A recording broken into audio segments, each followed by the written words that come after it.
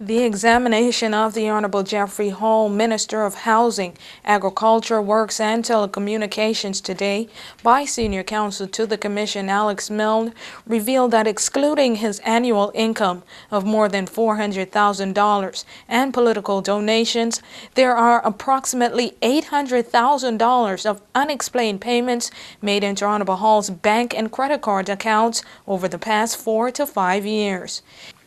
In an effort to explain some of these funds, Honorable Hall testified that in relation to his credit card, where more than $300,000 were unexplained, he said that approximately $200,000 of that money came from his friend Riney Campbell, who according to Milne is a professional poker player. Honorable Hall said that he had loaned Campbell $200,000 and the payments to his credit cards were repayments on that loan. Honorable Hall provided a promissory note between himself and Campbell concerning that loan. The promissory note required a repayment of $200,000 plus 30% interest, totaling $260,000 to be repaid within 6 months of the lending date in September 2006. Honorable Hall further testified that though he had received some repayments through his credit card, he had not been repaid the full $260,000 value on the loan to date. Milne sought to find out which of Honorable Hall's account the $200,000 loan came from. Honorable Hall testified that he was not certain. He said that he had given instructions to his lawyer to distribute the loan from funds that his lawyer, Melvin Wilson, who now currently represents him before the commission, was, quote, holding, end quote, for him. Milne evidenced that the $200,000 came from a check from Honorable Hall's company Alliance Realty Limited. Honorable Hall testified that he also made another loan, this one in the sum of $100,000 to the Premier, the Honorable Michael Mizik, in 2006 as well. Milne inquired whether Honorable Hall had drawn up a promissory note for the Premier as he had done with Riney Campbell. Honorable Hall said no. He said that the Premier was his colleague who he saw every day. He expected he would be repaid. However, he testified that that loan has not been repaid to date.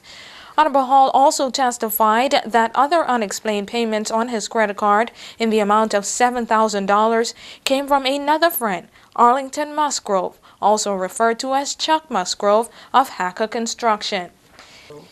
In relation to the other unexplained money in other bank accounts, some $500,000, Honorable Hall said that that money came from cash deposits from rent collected from properties that he owns.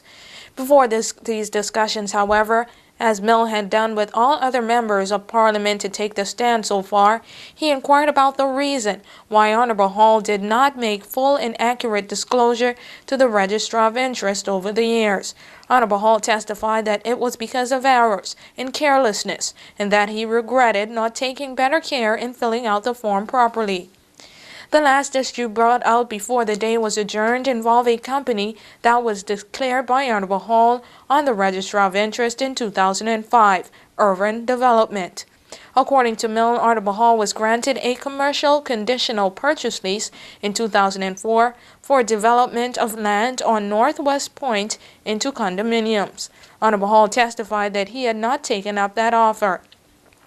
However, according to Milne, in 2005, Honorable Hall was approved this time for a freehold title for development of 4.9 acres of land on Northwest Point into condominiums.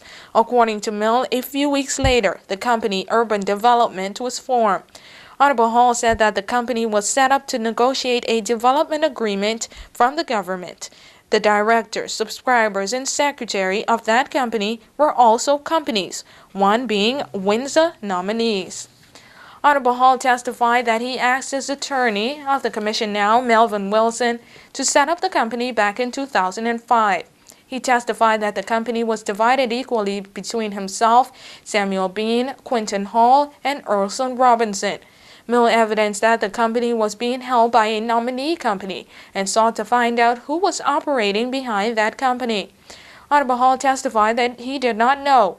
He said, however, that at the time a realtor, Tim Smith, approached him saying that he had a client who wanted to build a condo development on Northwest Point and required 20 acres of land to do it. Honorable Hall said that at the time, he and his other 3 partners in urban development had approximately 5 acres each, totaling the 20 acres. He said they came together and negotiated an agreement with the government to purchase the land on freehold title for development, but later sold the company and the property to the developer David Wex. That David Wex, it was revealed in earlier testimony by Honorable Hall, had made a $10,000 political contribution to Honorable Hall in 2006 of December. The land, Honorable Hall's attorney said, was sold for $7 million, of which Honorable Hall testified that he received $1 million for the sale. The other 3 partners, he said, also received $1 million each. The remainder of the money, he said, went into fees. The developer, David Wex, was one of several political donors to Honorable Hall's campaign efforts.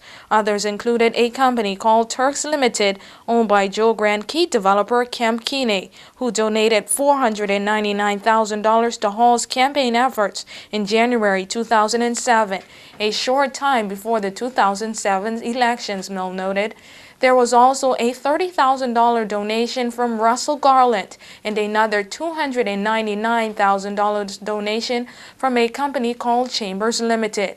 Time ran out on the examination for the day, with Honorable Hall asking the commissioner if they could continue with the examination past the scheduled cutoff time of 4:30 p.m.